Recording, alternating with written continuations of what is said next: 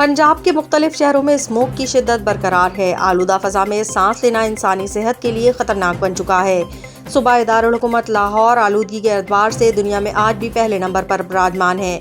Green lockdown के बावजूद air quality index 700 से तजावज़ कर गया है। शहर के मुतअद्दिद इलाकों में एयर क्वालिटी इंडेक्स 1000 से भी ऊपर चला गया। इसके अलावा मुल्तान, फैसलाबाद, गुजरावाला, सरगोदा में भी फ़ज़ाई आलूदगी इस वक्त ख़तरनाक सूरत हाल इख्तियार कर चुकी है और शहरों के कई इलाके शदीद स्मोक की लपेट में है। AQI 1487 रिकॉर्ड किया गया। माहिरीन सेहत का कहना है कि स्मोक के बायस आंखों और गले के इन्फेक्शन के केसेस में इजाफा हुआ है। एक माह में 1 लाख से ज़ायद शहरी मुतासिर हुए हैं। महकमा मौसमियात के मुताबिक अगले 10 रोज़ स्मोक की सूरत हाल ऐसी ही रहेगी।